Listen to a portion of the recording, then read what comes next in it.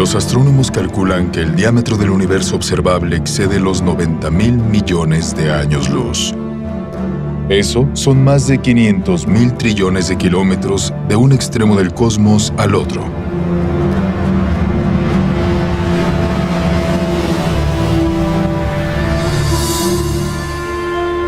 El universo contiene al menos 170.000 millones de galaxias, con tantas estrellas y planetas que su número sobrepasa los granos de arena de todas las playas del mundo.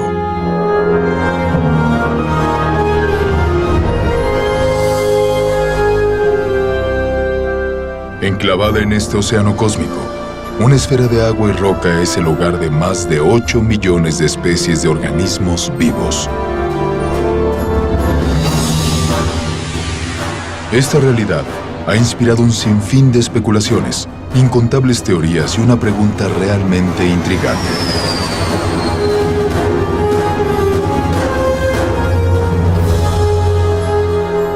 ¿Cuáles eran las probabilidades de que la vida surgiera en el tercer planeta de un Sol que orbita dentro de uno de los brazos espirales de la Vía Láctea?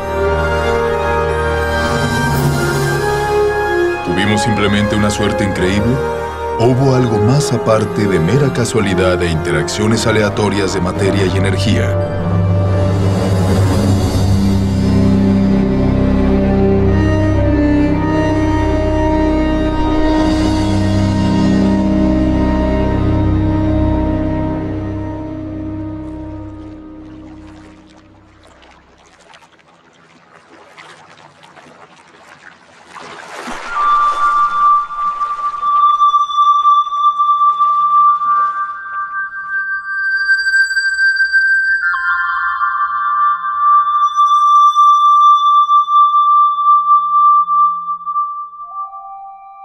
Como habitantes humanos de la Tierra, nos resulta fácil dar la vida por sentada. Es más, estamos mal acostumbrados a su abundancia.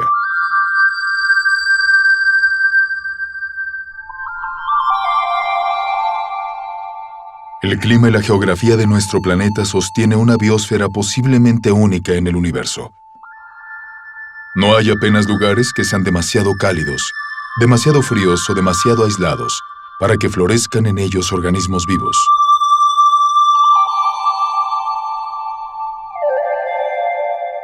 En medio de esta espectacular diversidad, uno de los mayores retos a los que se ha enfrentado la ciencia resuena en cada insecto, secuoya y ballena. ¿Cómo surgió la primera vida en un tiempo en el que no existía vida de ningún tipo? ¿Cómo se originó la vida en la Tierra? ¿Por dónde empezar? Es decir, hay decenas de teorías y te encuentras con una tremenda diversidad de puntos de vista, muchos de ellos contradictorios entre sí. Para comenzar, siquiera a intentar descifrar el misterio, tenemos que proporcionar suposiciones sobre lo que debió suceder en un pasado lejano. No hay evidencia directa porque no existen testigos del evento y no hay prácticamente ningún fósil. Lo que nunca observamos, son sustancias químicas inertes formando una célula. Así que, en un sentido, es un campo de investigación en el que los hechos importantes ya han sucedido.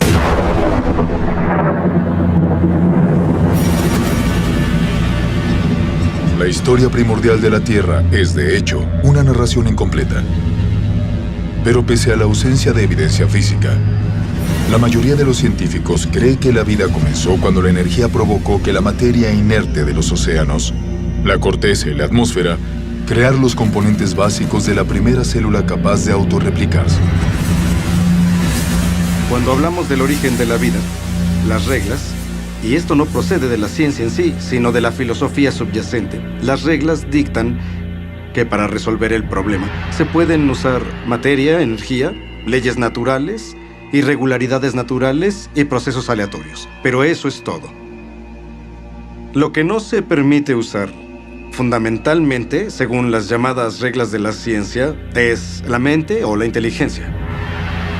Si hubiera que asignar un nombre a esa postura, el más adecuado sería materialismo científico, una filosofía que dice que la única explicación aceptable tiene que traducirse en términos de materia y energía. Y si no puedes resolver el problema con esos recursos, no te está permitido cambiar las reglas. Así que, desde esa perspectiva, ¿cómo surgió la vida partiendo únicamente de materia y energía? Ahora, intenta resolver el problema. ¿Cómo construir una célula? Todas las formas de vida que han existido en la Tierra están formadas por células. Las pistas sobre su origen se esbozan a partir de una red de máquinas moleculares.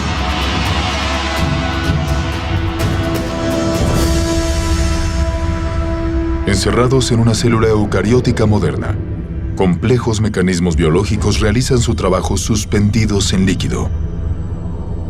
Cada una de estas máquinas carece de vida, pero juntas posibilitan el crecimiento, el movimiento, el metabolismo y la reproducción, las funciones fundamentales de la vida.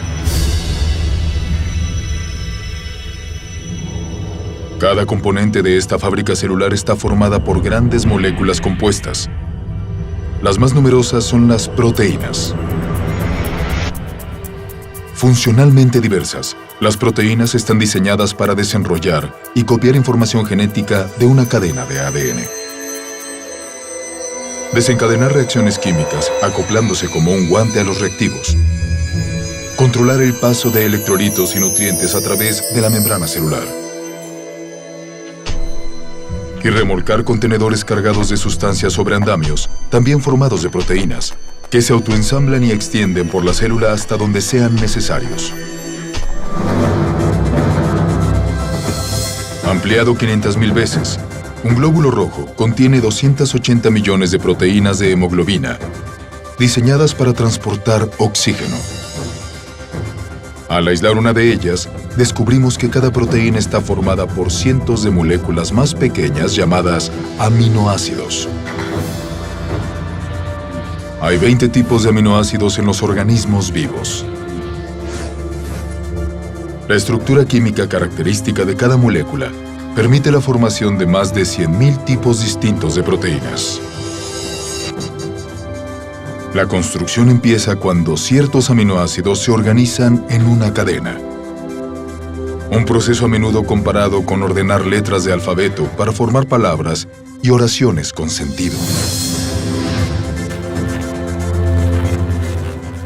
Si los componentes básicos se encuentran en la secuencia correcta, la cadena se pliega, formando una proteína capaz de llevar a cabo su función dentro de la célula. Pero si los aminoácidos se colocan en un orden erróneo, la cadena no se pliega y, finalmente, se destruye. La célula viva más simple contiene al menos 300 tipos distintos de proteínas y la maquinaria biológica necesaria para crecer, reproducirse, transformar energía, almacenar y procesar información genética y proteger su contenido del mundo exterior. La primera célula viva requeriría componentes y funciones similares. Ahora, apliquemos estos conceptos básicos de química a una conocida teoría sobre el origen de la vida. Hace mucho tiempo que los científicos especulan acerca de océanos primordiales repletos de aminoácidos flotando y colisionando entre sí como autos de choque. Tal vez algunos de estos choques al azar produjeron una cadena lo suficientemente larga para plegarse y formar una proteína.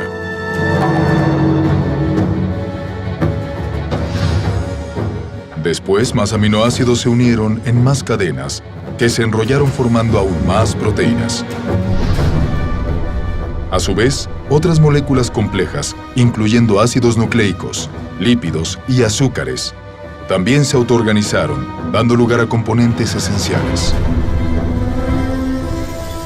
Y entonces, sin previsión ni dirección, surgió en este caldo químico la combinación precisa de moléculas para formar una membrana que encerró a todas y cada una de las máquinas específicas de una célula capaz de reproducirse. Y ahí la tienen, vida a partir de materia inerte. Todo eso suena muy razonable. El problema es que, en la Tierra primitiva, la complejidad interna necesaria solo para sobrevivir sería abrumadora. Porque la vida, tal como la conocemos, se caracteriza por una gran cantidad de máquinas moleculares. Y si eliminamos esa maquinaria esencial, la célula deja de existir, porque llega un punto en el que no puede simplificarse más y seguir existiendo. Simplificar más implica la muerte. Hay quien critica este argumento diciendo: no se puede tomar la biología celular moderna y proyectarla en el pasado, porque como quiera que fuera, la primera célula era mucho más simple que lo que vemos hoy. De acuerdo, puedo considerar esa premisa. Describe la primera célula. Membrana celular. Si vas a ser la primera célula viva, necesitas una barrera, una membrana que te proteja del entorno. Dicha membrana debe permitir el paso selectivo de nutrientes y materias primas específicas que usarás como combustible y energía. También necesitas almacenar enormes cantidades de información genética en cadenas espirales de ADN. Transcripción. Estas instrucciones detalladas para la vida se copian con una precisión extraordinaria. Ribosoma. Luego, en fábricas llamadas ribosomas, la información se convierte en cadenas de aminoácidos y proteínas. Reproducción celular. Finalmente, estarás perfectamente equipada para reproducirte, dando lugar a futuras generaciones de células. Estas funciones básicas las llevan a cabo todos los seres vivos. Son, en cierta forma, la definición de lo que implica estar vivo, así que ya seas una célula del pasado, una célula muy simple, o una célula actual, más compleja, realmente no importa, vas a tener que llevar a cabo esas funciones. La mayoría de los químicos creen, al igual que yo, que la vida surgió espontáneamente de mezclas de moléculas en la tierra prebiótica. ¿Cómo? No tengo ni idea. George Whitesides, químico, Universidad de Harvard.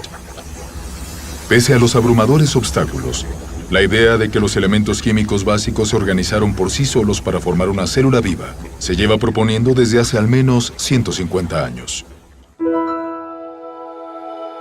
En 1871, Charles Darwin escribió una carta en la que describía una pequeña charca tibia repleta de las sustancias apropiadas para generar vida.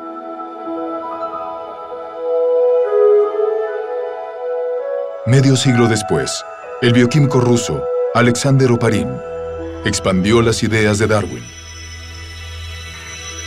En su libro El origen de la vida, teorizó sobre el caldo primordial y la progresión gradual desde compuestos químicos simples a una célula viva. En 1952, esa hipótesis fue puesta a prueba. Stanley Miller, un estudiante de posgrado de la Universidad de Chicago, se propuso determinar si realmente se podían producir los componentes de la vida a partir de sustancias químicas simples. El joven científico construyó un sistema de recipientes de vidrio, simulando el ciclo primigenio del agua, e introdujo una mezcla de gases que pretendía imitar a la atmósfera de la Tierra primitiva. Miller calentó los componentes y cargó los gases con rayos y truenos, chispas eléctricas con el fin de desencadenar una reacción química. En pocos días, se formó un fango parecido a la brea en el recipiente. En él, Miller identificó 4 de los 20 aminoácidos que se encuentran en las proteínas. Por primera vez, bajo condiciones supuestamente naturales, se habían generado moléculas esenciales para la vida a partir de materia y energía. La publicación del experimento de Miller generó un tremendo entusiasmo, porque parecía fácil obtener los componentes básicos de los seres vivos. Si era fácil obtener esos componentes, tal vez no era tan difícil pasar de esas sustancias químicas a las primeras células vivas. Aunque revolucionario en su premisa, más tarde se demostró que el experimento de Miller estaba profundamente equivocado porque no había usado los gases correctos, ignorando el nitrógeno, el dióxido de carbono y el oxígeno, que habrían destruido las moléculas necesarias para la vida en la Tierra primitiva. Pero, a pesar de esos errores, la obra de Miller inspiró otros intentos de recrear las condiciones prebióticas. Hoy, tras décadas de investigación, la esperanza de encontrar una ruta rápida y clara hacia la solución se ha desvanecido. Pero la investigación sobre el origen de la vida continúa en todo el mundo. Su principal hipótesis, que las células vivas surgieron naturalmente de la química inorgánica, se conoce como evolución química. La evolución química viene con mucho bagaje. Si vamos a tomarla en serio como explicación del origen de la vida, también debemos tomar en serio ciertas propiedades fundamentales de la biología.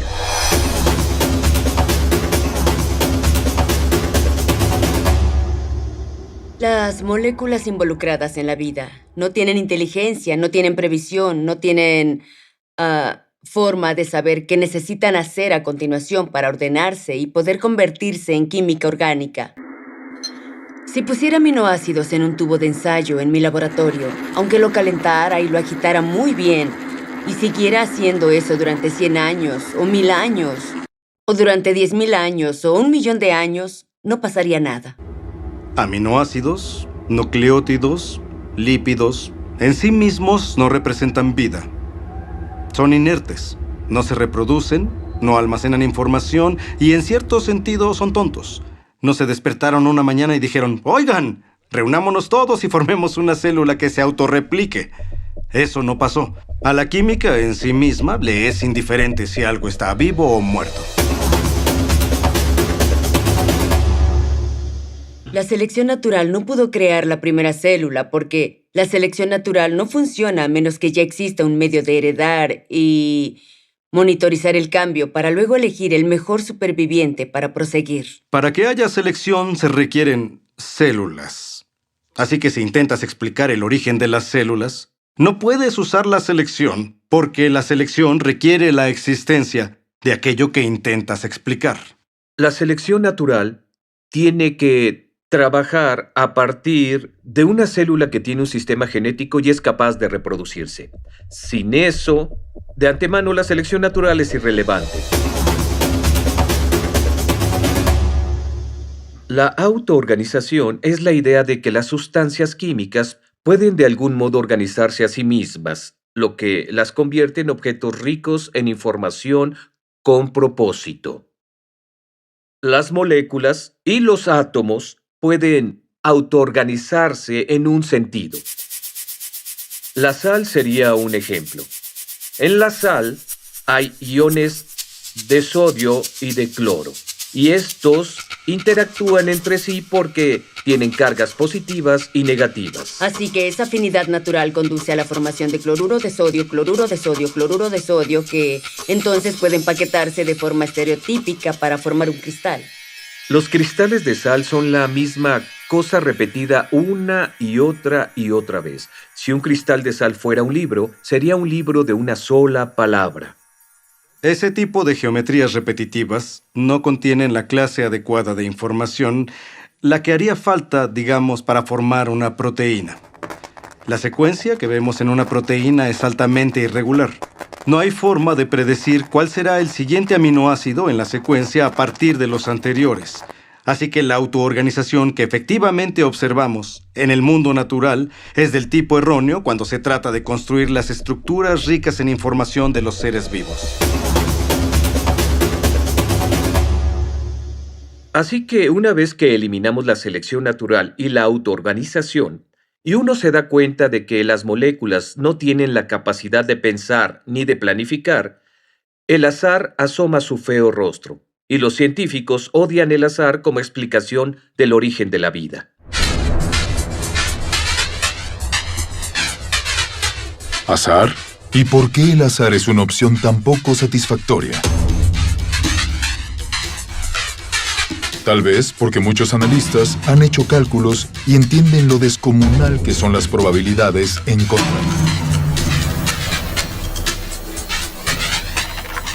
El azar se define como el elemento desconocido e impredecible en cualquier evento que no tiene causa asignable ni dirección por una ley natural o agente inteligente.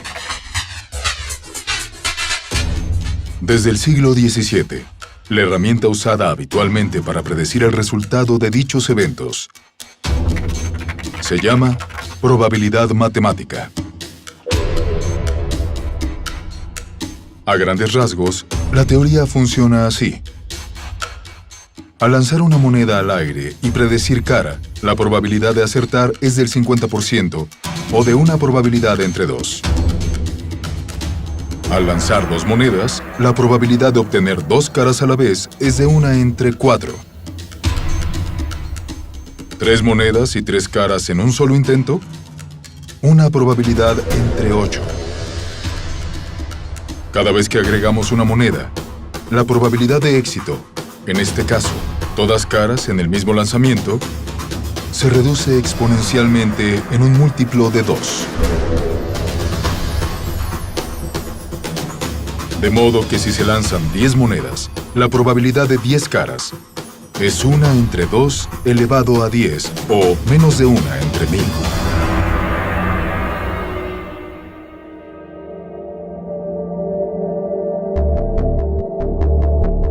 Cuando se aplica al origen de la vida y a la formación aleatoria de grandes biomoléculas, la teoría de la probabilidad clarifica las limitaciones del azar como agente creador en la Tierra primigenia. Por ejemplo, ¿cuál es la probabilidad de formar una única proteína usando exclusivamente las interacciones ciegas de la química? Nuestro objetivo es una molécula más pequeña que la media, formada por 150 aminoácidos, cada uno en su lugar preciso para garantizar el plegamiento de la cadena.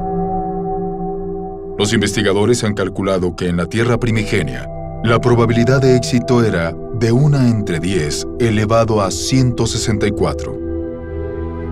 Es decir, una cadena de proteína correctamente secuenciada por cada 100 millones de billones de billones de billones de billones de billones de billones de billones de billones de billones de billones de billones de intentos fallidos. A pesar de estas minúsculas probabilidades, algunos teóricos argumentan que, con tiempo suficiente, todo es posible. Muy bien, pongamos a prueba la validez de esa opinión. Comenzaremos estableciendo un medio ambiente ideal para la evolución química.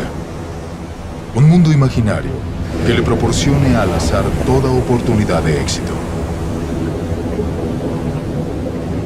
Primero, saturamos los océanos con aminoácidos. Eso significa que todos los átomos de la Tierra, incluyendo su provisión completa de carbono, nitrógeno, oxígeno, hidrógeno y azufre, están disponibles para formar 10 elevado a la 41 juegos completos de los 20 tipos de aminoácidos con los que se construyen las proteínas. Después alteraremos las leyes naturales con el fin de proteger estos componentes básicos de los rayos destructivos de la luz ultravioleta y de la contaminación química en el caldo primordial. Ahora dejemos actuar a la química y veamos qué pasa.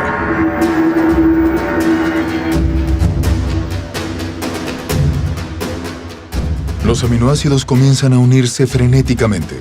En nuestro experimento, una cadena completa de 150 unidades se autoensamblan en apenas un segundo. Como los 20 tipos de aminoácidos están disponibles, en la mayoría de posiciones hay un 5% de probabilidad, o 1 entre 20, de que la molécula correcta se añada a la cadena. Si la secuencia es incorrecta, la cadena se destruye de inmediato y comienza un nuevo ensamblaje.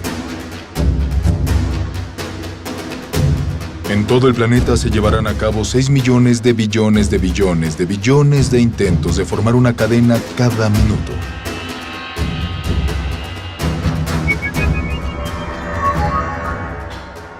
Eso significa que en 4.600 millones de años, la edad máxima calculada para la Tierra, el número de cadenas que no se pliegan superarán 10 elevado a 58. Es un total impresionante, pero ni se acerca a 10 elevado a 164, el número medio de intentos necesarios para construir aleatoriamente una sola proteína de 150 aminoácidos. Así pues, si las reacciones químicas no dirigidas no han podido producir nuestra codiciada molécula ni en toda la historia de la Tierra, ¿cuánto tiempo habría sido necesario? Para averiguarlo, emprendamos un viaje por carretera. Comenzaremos erigiendo un puente que abarque el diámetro del universo observable, una distancia de más de 90.000 millones de años luz. Entonces colocaremos una ameba en un extremo del puente. Este organismo unicelular viajará a la temeraria velocidad de 30 centímetros al año. Y arranca. Mientras esperamos a que se forme una proteína al azar, la ameba se desliza por el puente durante más de 5.000 billones de años hasta cruzar el universo entero y luego regresar. Pero esta carrera apenas ha empezado. La ameba despega de nuevo. Logra llegar al extremo opuesto del cosmos y de vuelta al inicio. Sin embargo, aún no hay una sola proteína funcional a la vista. En el siguiente trayecto, le añadiremos una carga, un único átomo.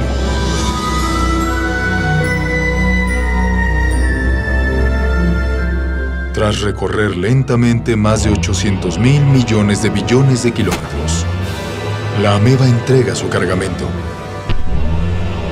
y regresa por más. ¿Llegará antes de que se forme nuestra afortunada proteína? Por supuesto. Es más, completará otros 10 viajes. Luego 20, 100, 1000. Y aún no habrá señales de una molécula útil. La ameba repite su trayecto de ida y vuelta hasta haber transportado todos los átomos de la Tierra.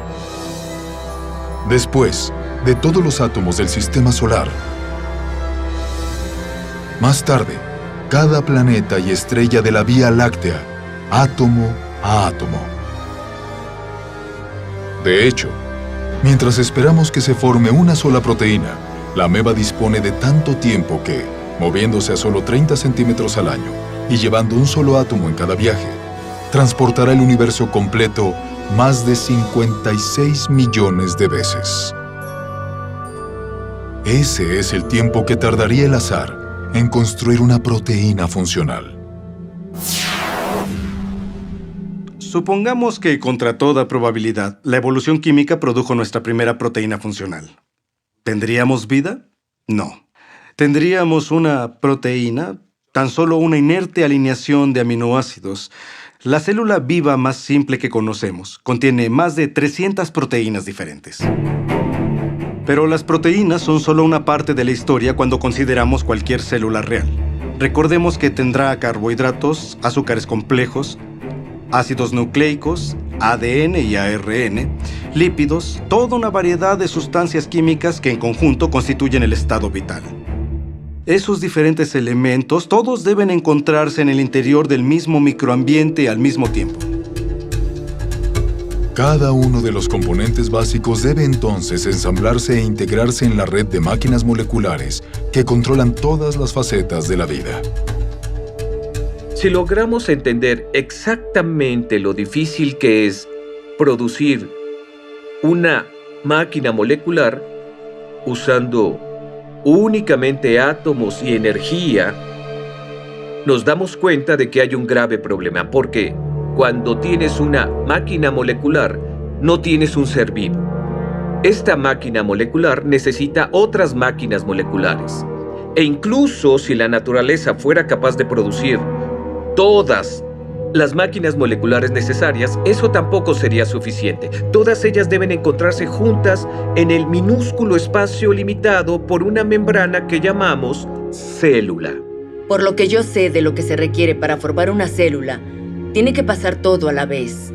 Es algo que no puede hacerse poco a poco, porque las partes trabajan juntas en un ciclo causal. El nivel más alto de organización trasciende a las partes. La organización espacial de la célula requiere que las moléculas terminen en el lugar correcto en el momento justo. El ADN se copia a ARN. La polimerasa que realiza la copia tiene que localizar el punto adecuado del ADN para empezar a copiar. El ARN debe de algún modo acoplarse a los ribosomas que deben estar en un lugar preciso. Y las proteínas recién creadas deben dirigirse hacia un sitio en particular. Demasiado sin duda para atribuírselo al simple azar. la probabilidad de que todo eso se encuentre en el mismo lugar al mismo tiempo rebasa todo lo que puedas imaginar. Y la probabilidad de reunirlo todo en el interior de una vesícula membranosa como una célula es lo más parecido a imposible.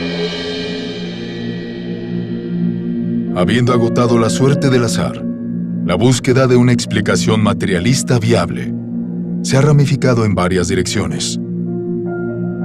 Las teorías incluyen superficies agrietadas de arcilla que atraerían y alinearían moléculas orgánicas, formando cadenas de ácidos nucleicos y aminoácidos. Fuentes hidrotermales del fondo oceánico que arrojaron componentes químicos básicos procedentes de calderas submarinas a cientos de grados de temperatura. Y océanos primordiales repletos de ARN, una molécula versátil capaz de almacenar y replicar información genética, teóricamente sin necesidad de ADN o proteínas. Este tipo de propuestas ha desatado un interés considerable, pero todas se enfrentan al mismo obstáculo que mina su credibilidad: la transformación de componentes inertes en las biomoléculas complejas de la vida. Este problema se hace evidente en la hipótesis del mundo del ARN. El mundo del ARN es esa idea de que puedes unir suficientes nucleótidos en una cadena lo bastante larga como para copiarse a sí misma y, una vez copiada, hacer lo mismo una y otra vez. Los investigadores del origen de la vida imaginan una vida primigenia formada únicamente por el ARN que, de algún modo, logró abrirse paso hacia un mundo mayor donde hay proteínas y ADN. Nadie tiene ni idea de cómo ocurrió. Desde que se introdujo el mundo del ARN, la aceptación de la teoría ha aumentado a pesar de sus muchas limitaciones, incluyendo la durabilidad de la molécula. Solo con mirar una molécula de ARN, Esta parece desmoronarse. trabajar con ARN Es extraordinariamente difícil porque es muy delicado. Su propósito es ser un almacén temporal de información. Y a consecuencia de su fragilidad, es extremadamente improbable que pudiera servir de algún tipo de punto de partida para la vida. Así, el ARN no pudo preceder a la primera célula porque necesitaba estar protegido en un ambiente celular para ser estable, para ser copiado, para ser útil. Hoy en día las moléculas de ARN se fabrican en condiciones de laboratorio. Para muchos bioquímicos, estas cadenas sintéticas de ácidos nucleicos suponen al menos una confirmación parcial de que la evolución química pudo prender la llama de la vida en la Tierra primitiva. Si quieres fabricar ARN en el laboratorio, tienes que desinfectar las superficies, limpiar las pipetas, usar guantes especiales y mantener todo cubierto y luego esperar que no se produzca contaminación, porque en ese caso, adiós ARN. Y entonces, tienes que resolver el problema de la secuenciación. Necesitas científicos que trabajen duro secuenciando el ARN y probando diferentes combinaciones, hasta encontrar una que quizá pueda copiarse a sí misma. De modo que necesitas una cadena compleja de ARN que funcione a la vez como enzima y como molécula hereditaria. Y son mentes más brillantes del mundo las que trabajan en esto y no han logrado solucionar el problema. Reflexionando sobre el origen de la vida y las implicaciones del ARN sintético, el químico Robert Shapiro dijo: "El fallo de esta clase de investigación no está en la química. El error está en la lógica de pensar que el control experimental que existe en un laboratorio moderno pudo estar disponible en la Tierra primigenia. En realidad, las probabilidades en contra de que el ARN se formase por sí solo son astronómicas." Fabricar ARN en un laboratorio requiere una gran dosis de inteligencia, previsión, planificación y ejecución cuidadosas. Así que lograr la secuencia correcta, sin el máximo cuidado, sin plena intención, es imposible. Las probabilidades de la evolución química se reducen aún más ante la composición del caldo primordial. Si realmente hubo un caldo primordial, químicamente habría sido un caos absoluto. Todo tipo de reacciones químicas cruzadas compitiendo entre sí habrían tenido lugar, interfiriendo con la química deseada. Esto supone moléculas que los seres vivos no utilizan y que son, de hecho, nocivas para los seres vivos. Las condiciones de la Tierra primitiva eran hostiles para la vida, hostiles para la formación del tipo de enlaces que se necesitan para fabricar moléculas biológicas, y ahí es donde surge un problema enorme, porque el agua rompe los enlaces que mantienen unidas las proteínas. El agua rompe los enlaces que mantienen unidos los ácidos nucleicos, como el ADN. El agua rompe los enlaces que unen los polisacáridos, como el almidón y la celulosa, así que el origen de la vida no pudo haber ocurrido en el agua.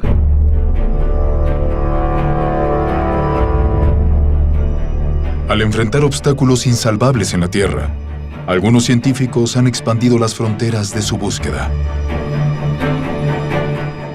En 1976, el biólogo ganador del Premio Nobel, Francis Crick, planteó una alternativa radical para el origen de la vida. Crick sugirió que nuestro planeta fue sembrado con organismos microscópicos transportados desde otra parte del universo por una civilización extraterrestre. Esta teoría se conoce como panspermia.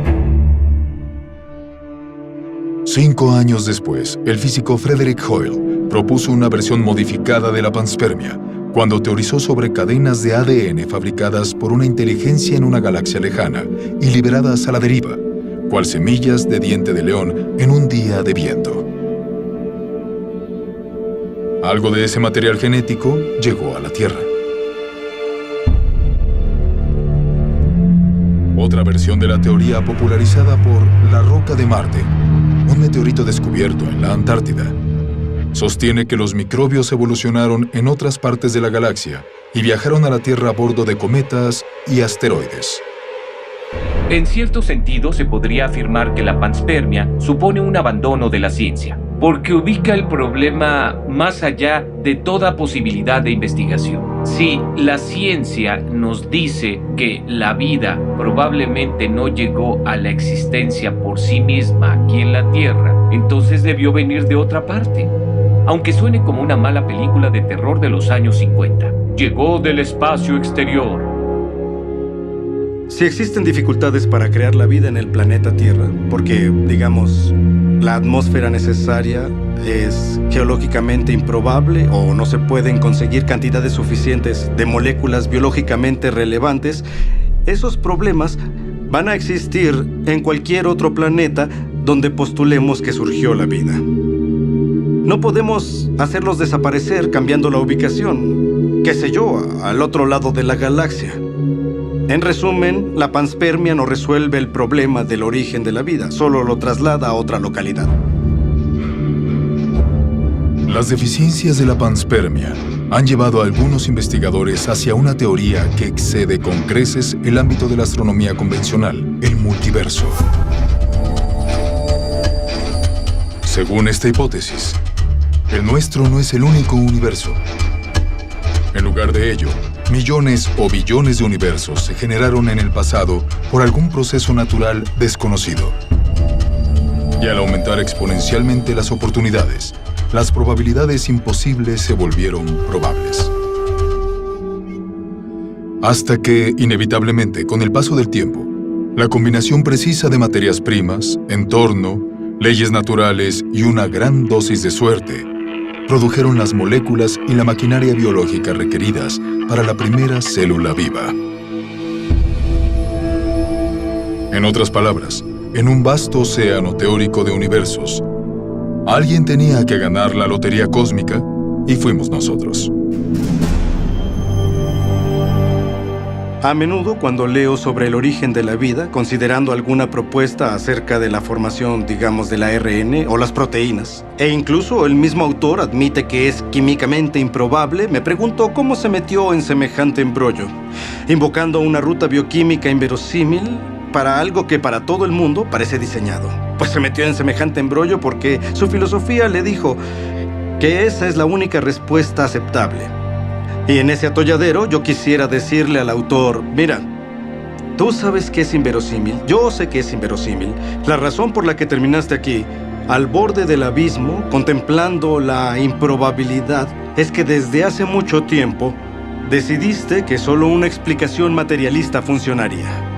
¿Cuántas explicaciones fracasadas dentro del marco de referencia materialista es necesario considerar antes de concluir que tal vez debamos movernos y salir de ese marco?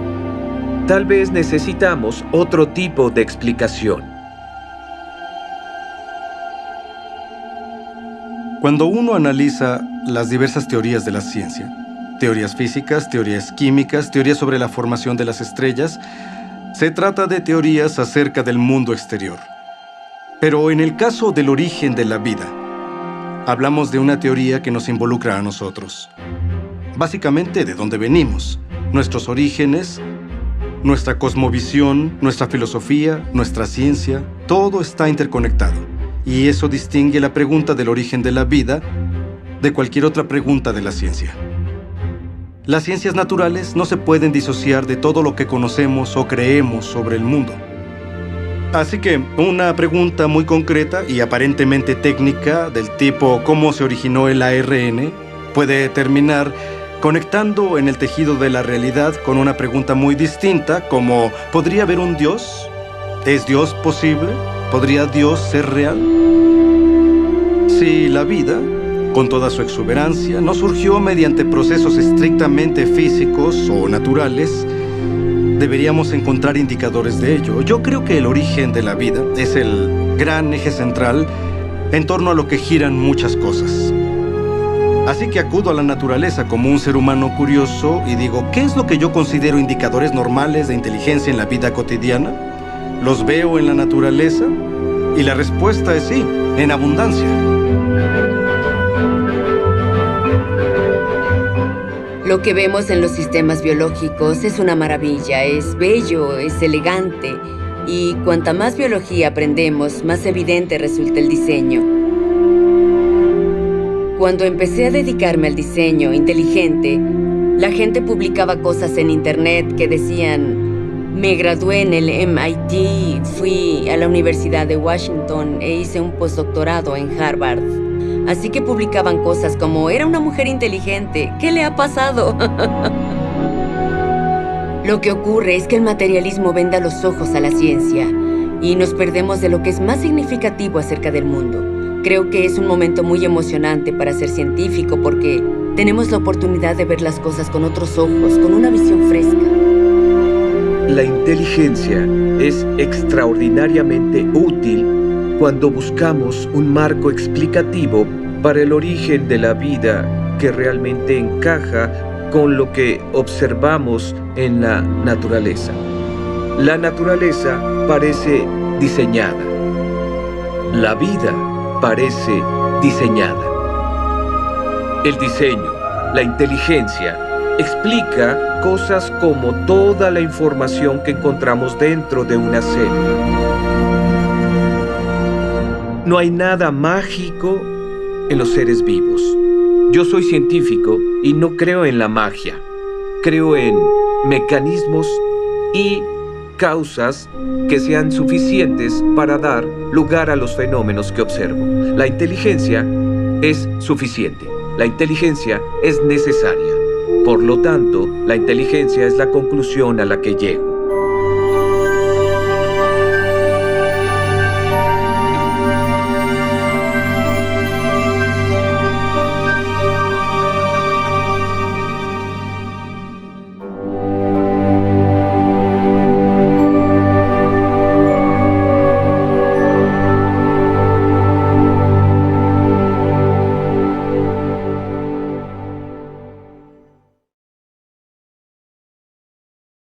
Espero que hayan disfrutado de Origen. Ha sido emocionante formar parte de un proyecto que aborda directamente las grandes preguntas que influyen profundamente en nuestra visión del mundo, a tantos niveles.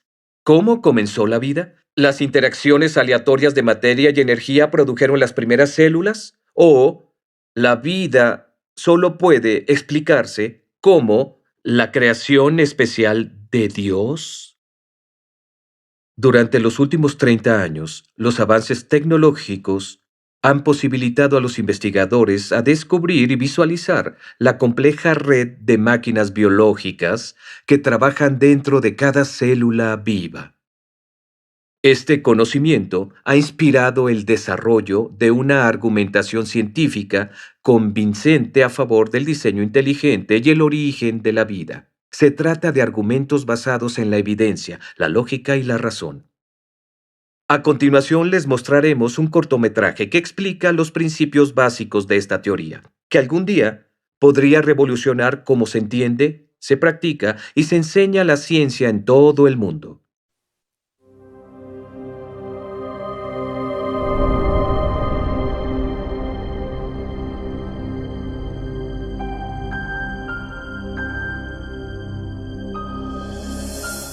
Cuando observo las máquinas moleculares o el proceso increíblemente complejo de división celular, me pregunto, ¿es posible que exista una inteligencia detrás de todo esto? ¿Que haya un plan y un propósito para esta estructura? La ciencia debería ser una búsqueda de la verdad acerca del mundo. No deberíamos prejuzgar lo que podría o no ser cierto. No deberíamos decir, no me gusta esta explicación, así que voy a dejarla de lado. Sino que al toparnos con un enigma en la naturaleza, deberíamos abordarlo considerando todas las causas posibles que podrían explicarlo. Una de las cosas que me molesta de la teoría de la evolución es que descarta artificialmente un tipo de causa antes incluso de considerar la evidencia. Y la causa que se descarta es la inteligencia. Desde finales del siglo XIX, desde la época de Darwin, debido en parte a lo que Darwin escribió en El origen de las especies, los científicos llegaron a aceptar cierto consenso, una definición de ciencia que excluía la posibilidad de considerar el diseño como explicación científica. Y ese consenso tiene nombre, se le llama naturalismo metodológico. Y simplemente significa que para ser científico uno debe limitarse a explicaciones que impliquen solo causas naturales. No se puede invocar una causa inteligente. Sin embargo, curiosamente, inferimos inteligencia todo el tiempo. Una parte de nuestro razonamiento cotidiano es reconocer los efectos de la inteligencia. Consideremos, por ejemplo, estos jeroglíficos grabados en las ruinas de monumentos egipcios. Nadie atribuiría las formas y la disposición de estos símbolos a causas naturales como tormentas de arena o erosión. En lugar de eso, los reconocemos como la obra de antiguos escribas de agentes humanos inteligentes. Un razonamiento similar nos hace concluir que las misteriosas figuras de piedra de las costas de la isla de Pascua no se formaron por obra del viento y el agua durante largos periodos de tiempo. Ni suponemos que las plantas crecen con estas formas reconocibles sin algún tipo de guía inteligente. Por supuesto, hacemos estas inferencias constantemente y sabemos que son correctas. Pero la pregunta es, ¿en base a qué hacemos dichas inferencias? ¿Cuáles son los rasgos que nos permiten reconocer la inteligencia? Recientemente, en un libro titulado La inferencia del diseño, el matemático William Dembski ha hecho un avance importante para la comprensión del argumento del diseño. Dembski ha identificado las características específicas de los artefactos que nos hacen reconocer una actividad inteligente. Llegué hasta aquí tratando de analizar cómo razonamos acerca del diseño. ¿Cuáles son los pasos lógicos por los que tenemos que pasar para concluir que existe diseño? Así que lo que intento hacer es establecer un criterio fiable, empírico, científicamente riguroso para decidir si algo ha sido de hecho diseñado. Estaba analizando la lógica de esto y descubrí que se necesita en probabilidad y especificación el patrón correcto. Hacen falta patrones objetivos. Según Dembski, los seres humanos detectan correctamente la actividad inteligente siempre que observan un objeto o evento sumamente improbable, que también se ajusta a un patrón reconocible. Ese tipo de patrón se encuentra en las colinas negras de Dakota del Sur. Quien viaje por el oeste verá muchas formas diferentes en las laderas de las montañas, pero la mayoría no significa nada, son solo rocas con diversos patrones. Pero uno no suele ver las caras de Lincoln, Jefferson, Teddy Roosevelt y George Washington en las laderas. Únicamente se ven en Dakota del Sur. Y eso se debe a un escultor excéntrico que decidió homenajear a estos presidentes dedicando la mayor parte de su vida a cincelar sus caras en esa montaña. Ese patrón es improbable. La forma de una ladera cualquiera también es improbable, pero una ladera al azar no especifica nada. Pero sabemos que hubo 4 hombres que fueron presidentes de los Estados Unidos que tenían patrones particulares en sus caras, y los patrones de la ladera de la montaña de Dakota del Sur coinciden con los patrones de sus caras en otros lugares. Si alzo la vista y miro las caras, reconozco inmediatamente que coinciden con las caras de los 4 presidentes que he visto antes en billetes o retratos de la Galería Nacional o en fotografías de libros. Así me doy cuenta que cuando miro el monte Rushmore no solo encuentro una configuración de roca altamente improbable, sino una que coincide con un patrón independiente, lo que sin duda indica inteligencia. Tenemos poca probabilidad y especificación. Es diseño.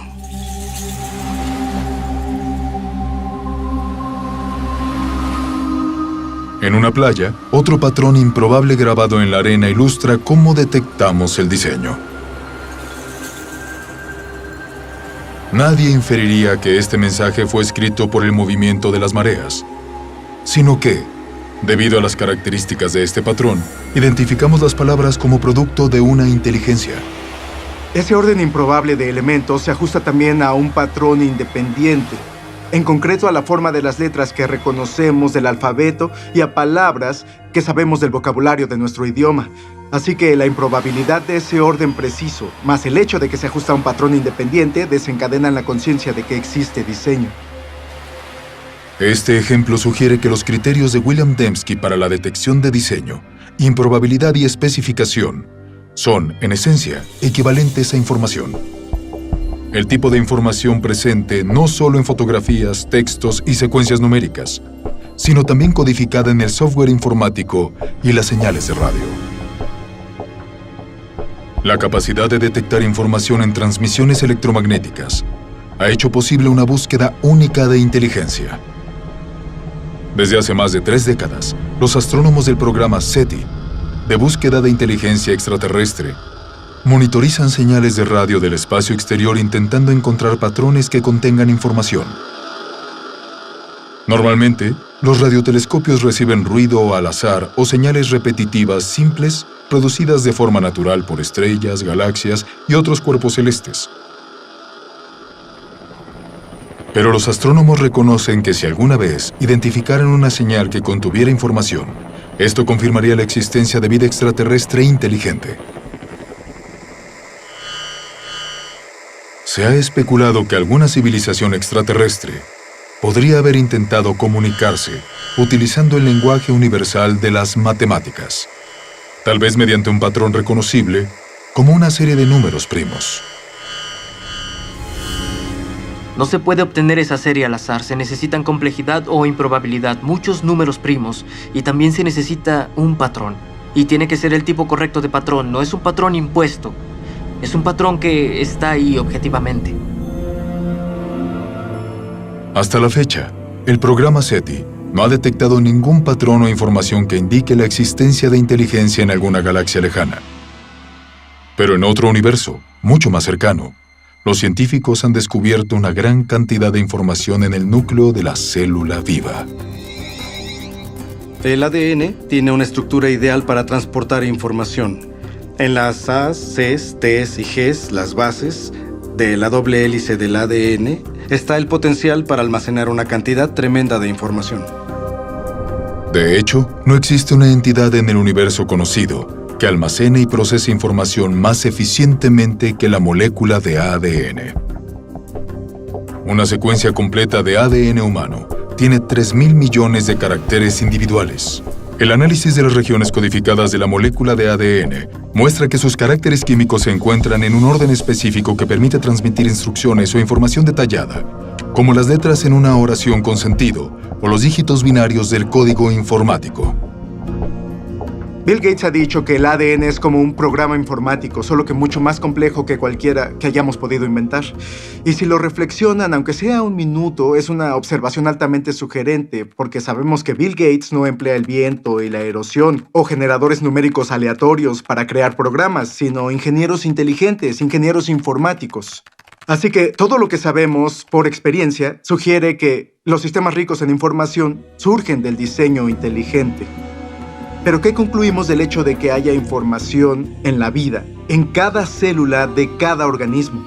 Ese es el misterio fundamental. ¿De dónde proviene esa información? Durante los últimos 15 años, el filósofo y científico Stephen Meyer ha trabajado en la respuesta a esta pregunta. Meyer ha desarrollado un argumento para demostrar que el diseño inteligente proporciona la mejor explicación del origen de la información necesaria para formar la primera célula viva.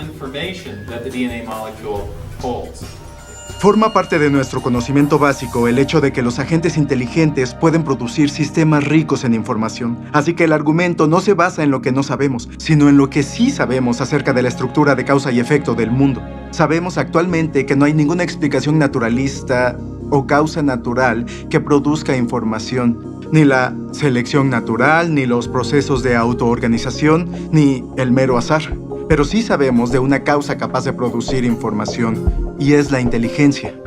Así que cuando la gente infiere diseño a partir de la presencia de información en el ADN, está haciendo lo que se llama en las ciencias históricas inferencia a la mejor explicación. De modo que al encontrar un sistema rico en información, en la célula, en la molécula de ADN específicamente, podemos inferir que la inteligencia desempeñó un papel en el origen de ese sistema, aunque no estuviéramos ahí para observar cómo el sistema empezó su existencia. Hace 150 años, Charles Darwin revolucionó la ciencia con su teoría de la selección natural. Hoy esa teoría enfrenta un reto descomunal. El diseño inteligente ha desencadenado descubrimientos y un intenso debate acerca del origen de la vida en la Tierra. Y para cada vez más científicos, representa un paradigma. Una idea con el poder para, una vez más, redefinir los fundamentos del pensamiento científico. En el siglo XIX, los científicos creían que había dos entidades fundamentales, materia y energía. Pero al empezar el siglo XXI, surge una tercera entidad fundamental que la ciencia ha tenido que reconocer, que es la información. Y al encontrarnos con la biología de la era de la información, crece la sospecha de que lo que vemos en la molécula de ADN es en realidad fruto de una mente, fruto de una inteligencia, algo que solo puede explicarse con el diseño inteligente.